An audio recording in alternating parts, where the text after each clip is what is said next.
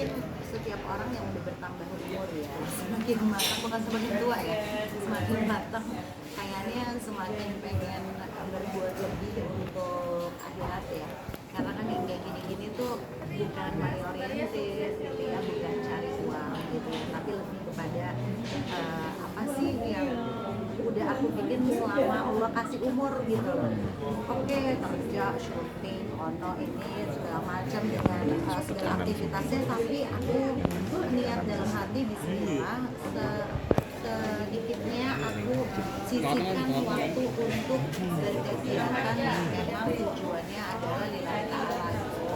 Jadi kayak begini-begini nih buat aku jadi salah satu peluang untuk bisa menyeimbangkan dengan kegiatan-kegiatan lainnya yang mungkin lebih ke personal gitu loh. Oh, gue mau syuting gitu ya, ujung-ujungnya apa sih ya, tujuannya ya untuk cari duit gitu ya, untuk nambah-nambah uang belanja gitu ya. Tapi kalau hal-hal yang kayak gini kan menurut aku ini justru tabungan atau investasi akhirat gitu loh. Jadi aku percaya mudah-mudahan apa ya, kegiatan kayak gini lebih banyak aku isi selain kajian, karena apa namanya pasti banyak rahmat dan banyak berkah kalau kita banyak berkontribusi, entah itu kecil porsinya atau besar, tapi minimal ada upaya lah buat aku untuk bisa berkegiatan yang nggak cuma dunia. Nah, Nesa sejak kapan sih rutin ikut kajian ini? Kalau kajian sih alhamdulillah udah lama ya, maksudnya udah dari aku 2019 berhijab 2000 abis pandemi sih, abis pandemi 2021 tuh baru mulai melakukan kajian. Tapi mungkin kajian sekarang beda dengan waktu tahun 2022 atau 2023 ya, yang mana kajiannya mungkin hanya ibu-ibu kompleks atau ibu-ibu sekolah atau ibu-ibu tertentu. Kalau sekarang alhamdulillah masya Allah teman-teman dari public figure atau artis pun kita sampai bejibun banget, banyak banget majelis taklim yang dinaungi oleh para teman-teman artis dan public figure. Jadi sebenarnya kemudahan tuh sekarang enak banget. Udah tinggal milih mau kajian yang ustadznya lokal, ustazahnya lokal, mau yang di dekat rumah, mau yang di komunitas sekolah, komunitas artis public figure, atau kita mau lebih lebar lagi yang nasional, yang ustadznya dari luar. Sekarang tuh dikasih kemudahan banget, cuma tinggal mau atau enggak, mau ngelangkahin kakinya untuk berada di majelis-majelis nggak gitu, cuma itu aja. Rasa ikut kajian dengan berceramah atau yang dari ustad atau siapa sih yang membuat kita bisa tuh kesentuh gitu ya, menjadi proses yang lebih baik lagi, lebih bermanfaat lagi untuk orang. Sebenarnya aku tuh bukan termasuk orang yang fanatik dengan salah satu ustadz dan ustazah ya, karena buat aku semua ustadz dan ustazah itu guru yang mana menurut aku tidak ada yang bisa aku perdebatkan, karena aku orang yang fakir ilmu ya. Jadi buat aku yang paling menyentil adalah masalah-masalah tauhid. Kayak misalnya kalau dari lokal ya, kalau dari lokal itu contohnya misalnya Ustadz Hilman Fauzi atau Irfan Rizky, atau kalau kita mau bicara fikih sama Ustadz Hidayat atau Umas ya. Tapi kalau begitu kolbu atau menyentuh ke hati yaitu Ustadz Hilman Fauzi, Irfan Rizky sama Hakim. Mereka tuh konsisten berbicara masalah tauhid atau akidah.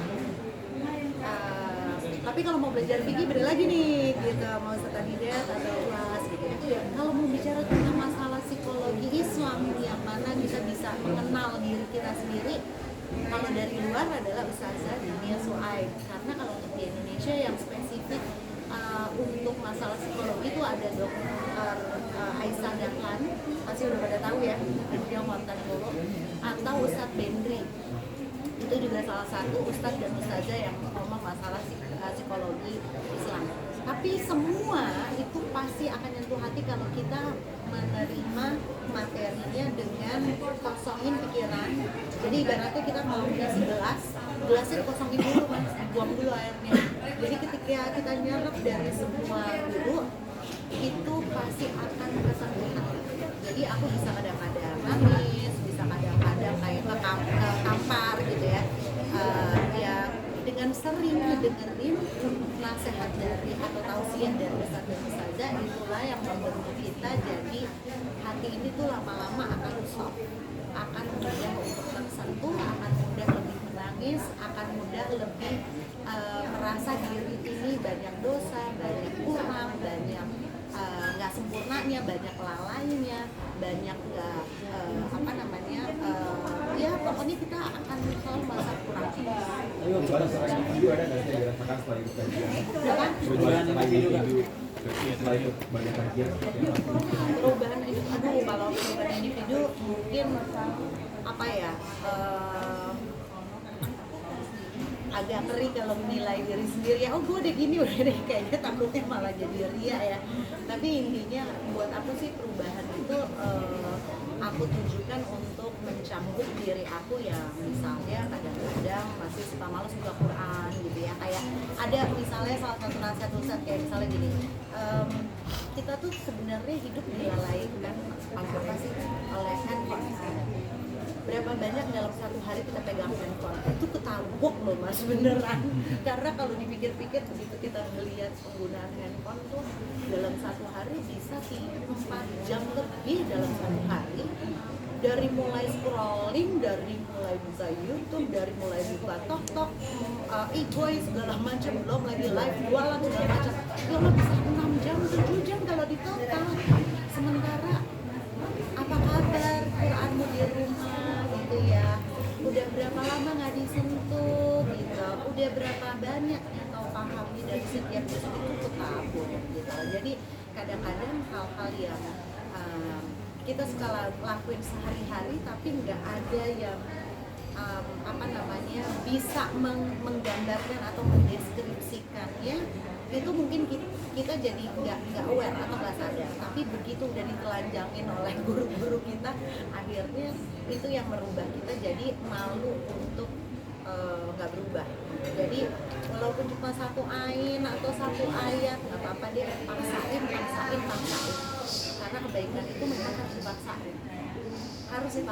Jadi kayak aku datang ke sini, mungkin aku lebih enak aku main sama anak-anak di rumah karena lebih libur, mendingan gue ke mall gitu ya, atau hangout sama teman-teman, atau enggak kemana kayak. Tapi karena aku pengen memaksakan diri untuk datang di sini, ini banyak kebaikan, banyak berkah di sini, ya emang harus dipaksain.